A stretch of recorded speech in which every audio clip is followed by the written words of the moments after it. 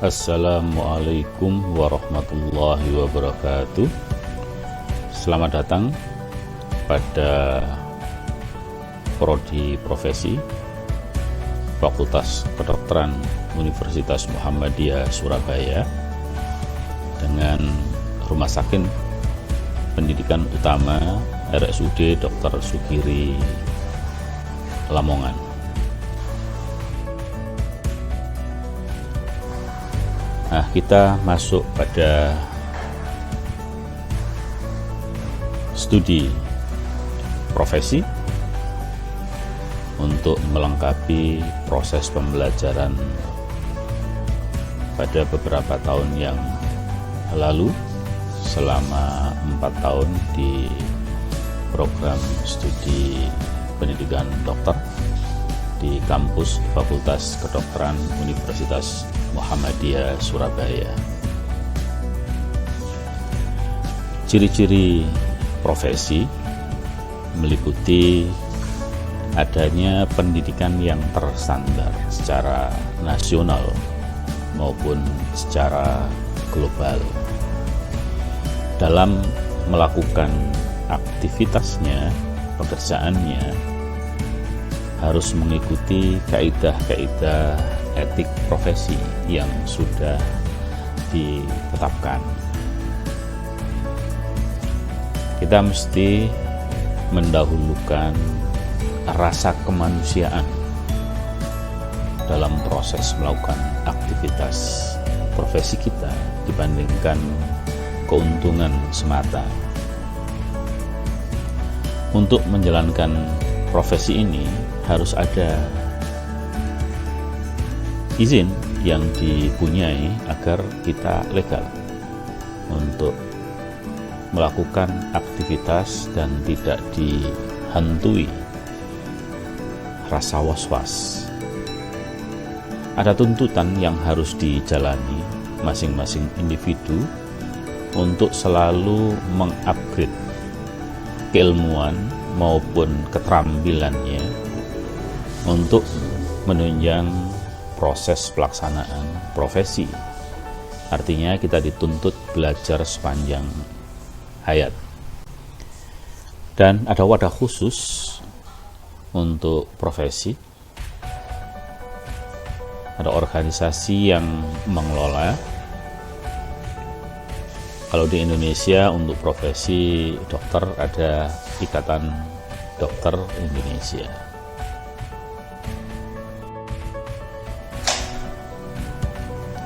Prinsip pendidikan pada pendidikan profesi di klinik ini menekankan pada kompetensi yang harus dikuasai oleh para pembelajar. Kemudian pembelajarannya ini berfokus pada para pembelajar, para mahasiswa, dengan tetap melakukan layanan yang seharusnya terhadap pasien yang kita rawat. Proses pendidikan ini disesuaikan untuk masing-masing individu, jadi tidak sama proses pemberian materinya antara satu peserta didik dengan yang lain. Dan yang paling penting, setiap aktivitas yang dilakukan ini harus disupervisi, di coaching. Pemberiannya juga dalam tahapan-tahapan tertentu yang terstruktur dan tetap memperhatikan kaidah kualitas yang harus dilakukan dalam proses layanan, sehingga dituntut profesionalisme yang bagus untuk proses pendidikan di pendidikan klinik. Berikut kompetensi klinis yang harus dikuasai oleh para peserta didik agar menjadi profesional, mulai dari knows, knows how, show how, dan does di paling ujungnya. Untuk knows dan knows how ini merupakan materi kognitif, pengetahuan, dan yang show how dan does ini masuk dalam perilaku, keterampilan klinis yang nanti mesti dikuasai oleh para peserta didik. Mulai knows sampai show how ini sudah diberikan selama proses pendidikan akademik di Fakultas Kedokteran Universitas Muhammadiyah Surabaya sampai dengan batas mannequin atau pasien contoh yang bisa berupa teman, saudara, atau yang lain. Kemudian pada pendidikan profesi, pengetahuan dan keterampilan yang sudah dikuasai ini diaplikasikan kepada pasien real, pasien yang sesungguhnya, dengan model pembelajaran yang sudah disampaikan terdahulu, dan tetap melibatkan seluruh pengetahuan dan keterampilan yang sudah dipelajari sebelumnya untuk diaplikasikan kepada pasien real, pasien yang sesungguhnya. Profesionalisme ini yang harus dikuasai oleh para peserta didik agar pada hasil akhirnya nanti memberikan kemanfaatan bagi dirinya maupun pada pasien yang akan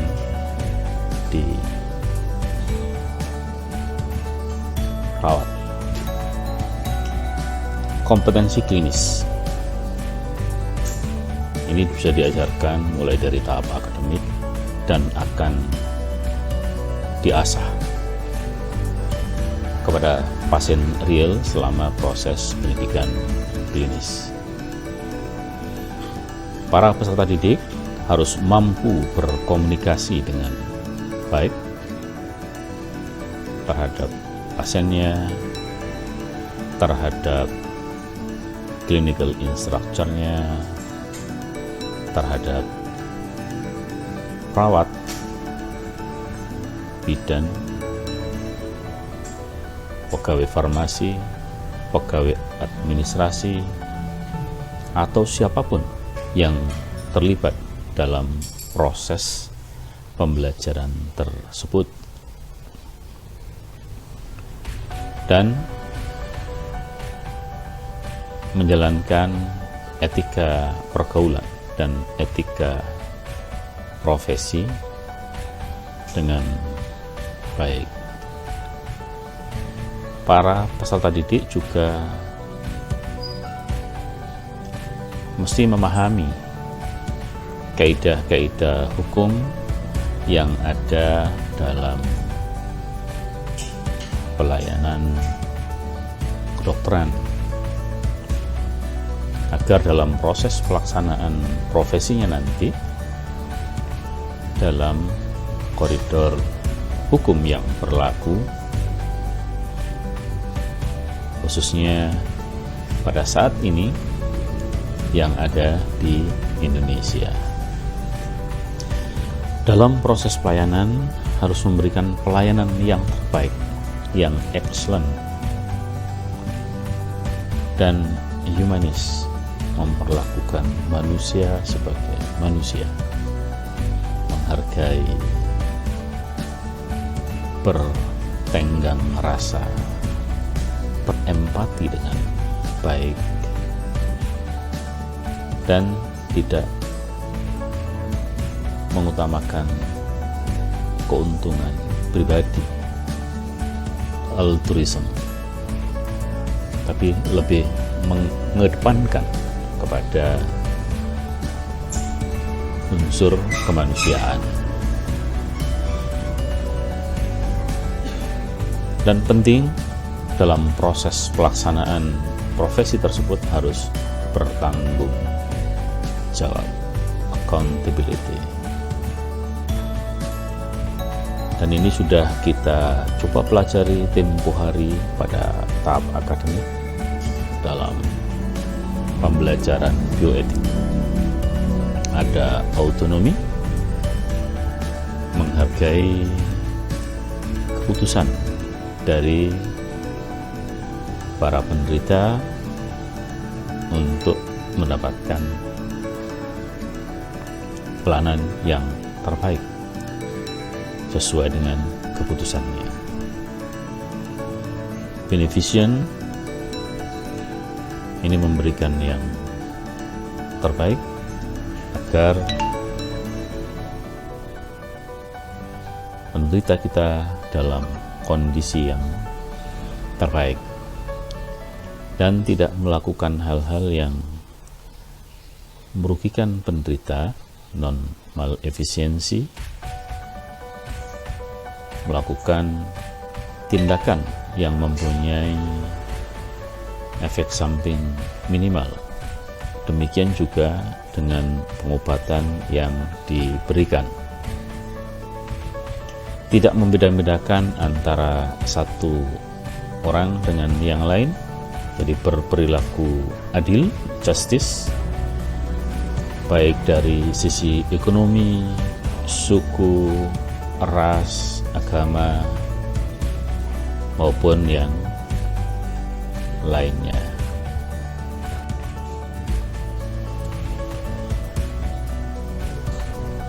Profesionalisme ini bisa didapatkan secara ekstrinsik mulai dari perkuliahan yang sudah didapatkan selama proses pendidikan akademik. Demikian juga pada saat praktek kedokteran komunitas sewaktu terjun ke masyarakat dengan mengikuti tata aturan yang sudah dibuat pada saat itu. Juga secara intrinsik didapatkan dari role model yang ada selama proses pendidikan, sarana yang disediakan, pengalaman yang terdahulu maupun pengalaman yang berjalan pada saat proses pendidikan, selama diskusi, brainstorming, maupun kesempatan refleksi yang diberikan selama menjalani proses pendidikan dan melakukan pengulangan-pengulangan mulai dari awal hingga sampai dengan saat ini. Selanjutnya juga perlu melakukan pendidikan yang berkelanjutan, baik dari seminar maupun pelatihan-pelatihan yang diadakan oleh organisasi profesi kita maupun dari sumber-sumber lain yang ikut mendukung meningkatkan profesionalisme kita.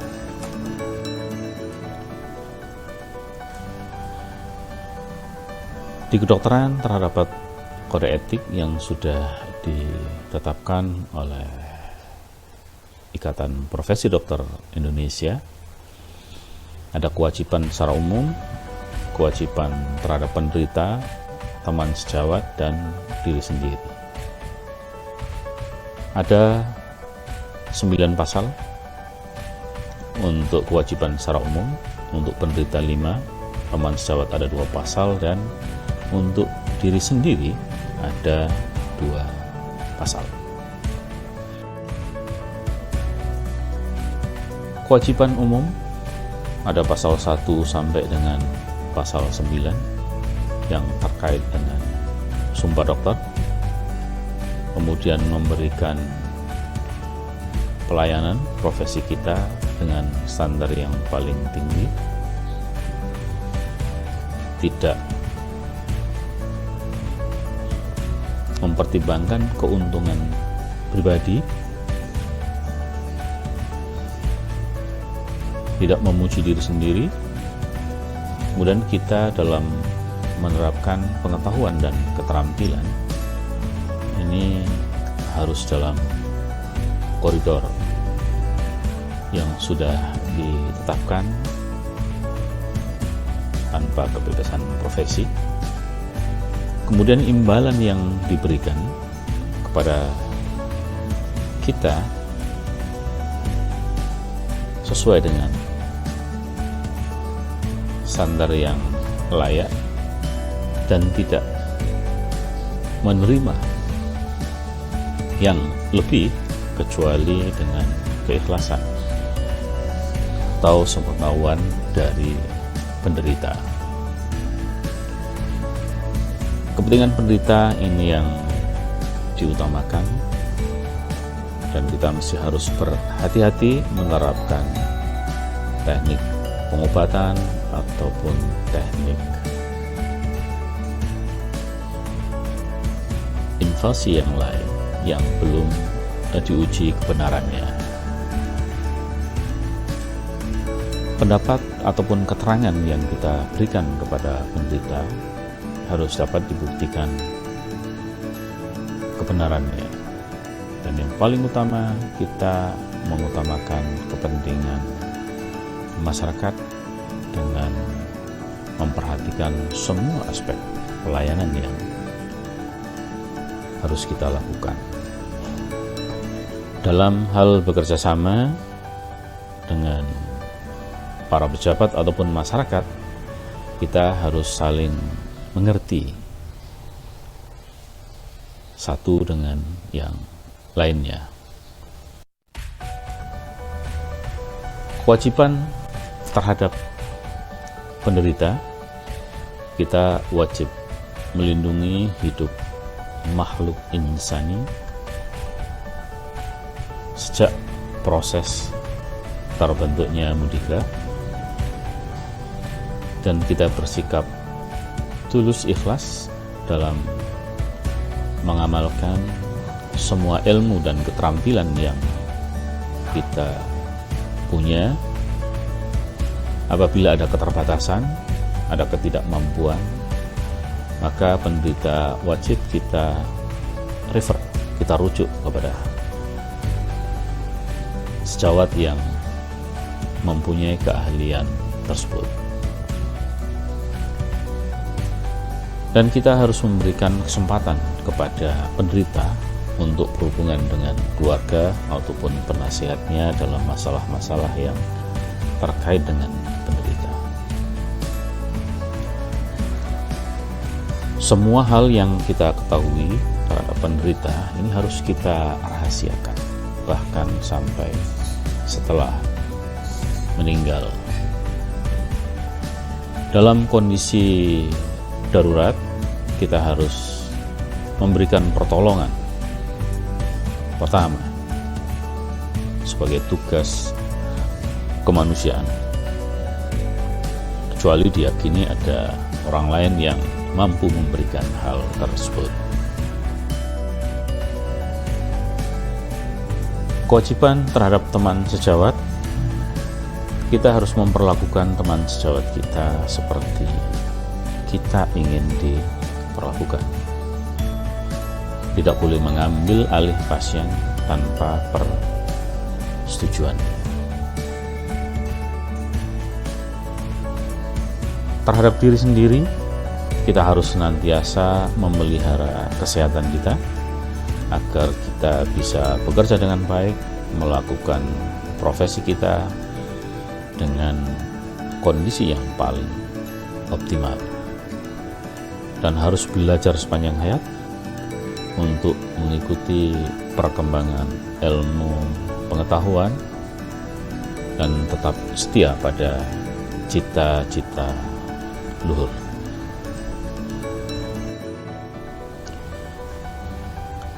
Hukum kedokteran Di antaranya termaktub dalam undang-undang dan dalam penjelasannya di peraturan menteri, ada undang-undang kesehatan, undang-undang praktek kedokteran, undang-undang perumahasakitan, undang-undang pendidikan kedokteran, undang-undang sistem kesehatan nasional, dan peraturan-peraturan yang menjelaskan tentang undang-undang tersebut perlu kita ketahui agar kita dalam melakukan profesi kita tetap dalam koridor hukum yang berlaku di tempat tersebut.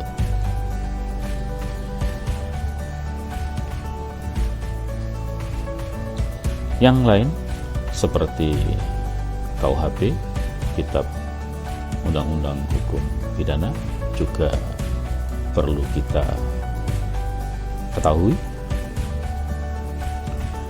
Demikian juga dengan acara perdata juga perlu kita ketahui.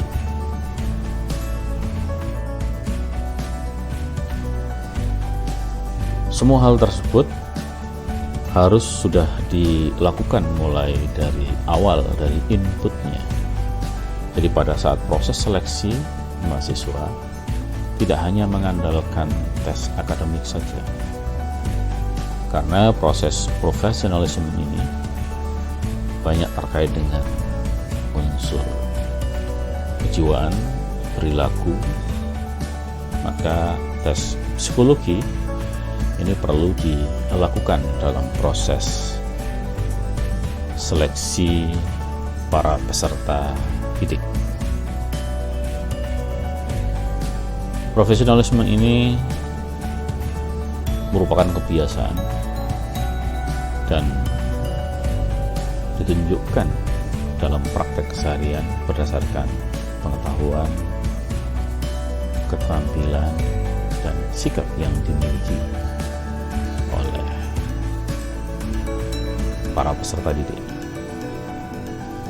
yang diharapkan nanti ini menjadikan suatu perilaku yang mengikuti standar dan nilai tertentu yang sudah ditetapkan, agar timbul sikap percaya pasien kepada dokter.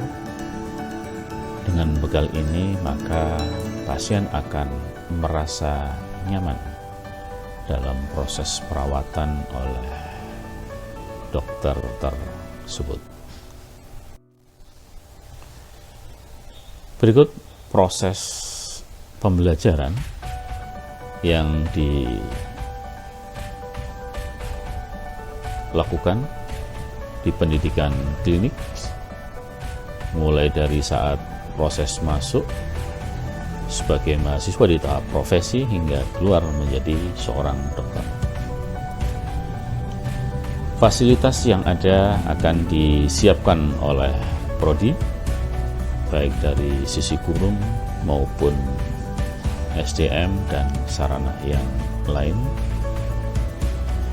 Ada proses interprofessional education and collaboration yang sudah didapatkan pada pembelajaran yang terdahulu, agar bisa berkomunikasi dengan baik terhadap pasien, teman sejawat, para clinical CI, perawat, kelompok profesi yang lain yang banyak aktivitasnya nanti di proses pembelajaran klinik. Nah, kompetensi klinis yang paling ujung adalah DAS, melakukan ini terhadap pasien real. Prosesnya nanti akan dibantu oleh CI, Clinical Instructor, yang ada di rumah sakit pendidikan, berdasarkan pengetahuan dan keterampilan yang sudah diberikan pada proses pendidikan akademik, yang nantinya kita akan di coaching dari observer yang pasif menjadi seorang pelaku yang mempunyai performa yang terbaik dengan siklus tersebut, dengan harapan akan menjadi seorang dokter yang baik. Proses ini akan dipantau dan dievaluasi oleh penjaminan mutu akademik, sehingga nantinya bila ada yang tidak sesuai maka bisa dikoreksi dalam proses perjalanannya. Bismillah, semoga bisa terlaksana dengan baik proses pendidikan klinik ini dari mahasiswa pembelajar yang masuk pada proses tahapan pendidikan klinis hingga menjadi seorang dokter. Fokus yang utama tetap pada pasien, karena proses pendidikan ini di tempat pelayanan pasien dan tetap mengedepankan patient safety, keselamatan pasien dalam proses pelaksanaan pendidikan nanti. Ini sikap-sikap yang dikemukakan dan mesti dikuasai oleh para pembelajar dalam proses pendidikan klinis. Penampilan, appearance, self-confidence yang sudah didasari dengan ilmu dan keterampilan yang didapatkan dari proses pendidikan akademik, paham dengan budaya yang ada di sana, perilaku harus utama, etika harus yang utama, akhlak harus yang utama, dan tetap mengedepankan keselamatan untuk semua. Ada professional behavior yang lain yang disampaikan oleh Belinda Fu, kejujuran, rasa hormat, bisa mengkoordinasikan, memprioritaskan waktu, dan mempersiapkan pertemuan agar mendapatkan hasil yang efektif, komunikasi yang baik, bisa mengelola waktu dengan baik karena nanti aktivitasnya akan sangat padat sekali, kemudian bisa dipercaya. Kita tetap mengedepankan keselamatan untuk pasien, untuk tim kita yang bekerja di proses pendidikan klinik, tetap berfokus pada tujuan institusi, organisasi, kemudian cara berpakaiannya juga disesuaikan. Ada banyak profesi yang ada di sana, kita ikuti tata aturan yang sudah ditetapkan di tempat tersebut, dan kita harus bertanggung jawab terhadap semua yang kita lakukan dan berkolaborasi, karena proses layanan pada pengobatan dan penyembuhan pasien ini berfokus kepada pasien, dan banyak profesi yang terlibat di sana untuk proses penyembuhan tersebut. Dan kita harus berkomitmen dengan baik terhadap organisasi, terhadap diri kita sendiri, agar mendapatkan hasil, output maupun outcome yang terbaik. Sebagai seorang muslim, ada pendidikan akhlak yang ada di sana, kita lakukan dengan baik, yang meliputi akhlak terhadap diri sendiri, berakhlak terhadap pencipta Allah Subhanahu wa Ta'ala, terhadap sesama rekan, sesama manusia, dan juga terhadap alam lingkungan yang ada di sekitar kita. Berikut standar karakter Dr. Muhammadiyah yang sudah digodok oleh tim di APKKM. Jadi pribadi dokter muslim sejati ini mempunyai karakter pembelajar, pengamal soleh, dan sebagai pejuang. Berikut yang merupakan tonggak penumpangnya harus melakukan sholat fardu khususnya, puasa yang wajib, zakat, infak, sedekah, kemudian berperilaku dengan adab Islam, membaca dan memahami Al-Quran, membaca ilmu pengetahuan khususnya yang terkait dengan kedokteran,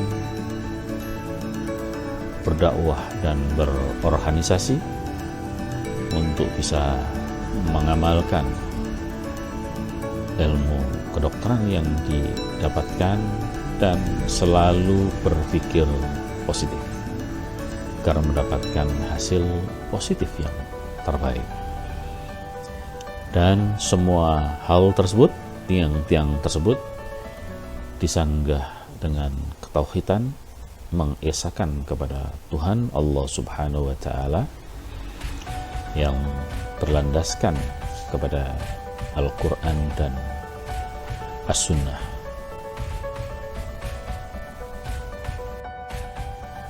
Sedangkan kompetensi Dr. Muhammadiyah yang harus dikuasai oleh para peserta didik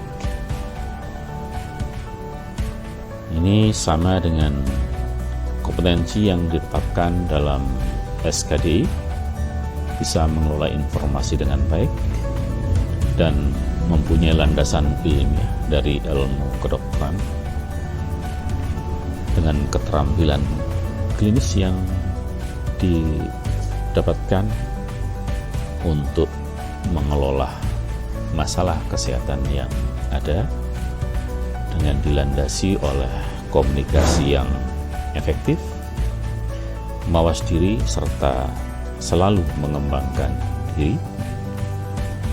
Dan semua itu harus dilakukan dengan profesionalitas yang tinggi dan luhur yang didasarkan pada kemampuan Al-Islam kemuhammadiyaan yang bersumber pada Al-Quran dan As-Sunnah. Standar kompetensi AIK Dr. Muhammadiyah, AIK Al-Islam kemuhammadiyaan, meliputi ibadah mahdhah, ibadah yang harus dilakukan dan wajib dilakukan, berakhlak dan beradab yang terbaik, melakukan muamalat dengan menjalankan profesi kedokteran dengan baik dalam koridor panduan kemuhammadiyaan yang sudah diajarkan, dengan ditopang oleh akidah yang kuat, mengesahkan Tuhan Allah Subhanahu wa Ta'ala sebagai satu-satunya Tuhan yang dilandasi oleh Al-Quran dan As-Sunnah.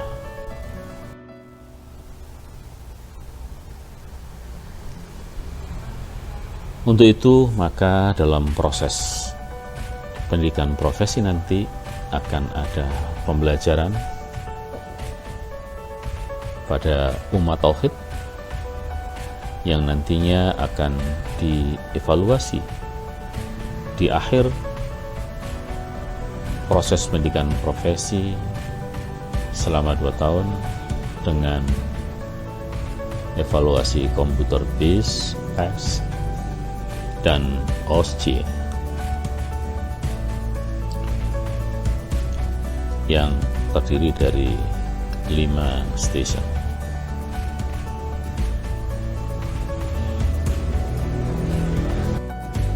Demikian penjelasan yang bisa kami berikan terkait untuk persiapan pendidikan profesi, khususnya masalah etika dan profesionalisme.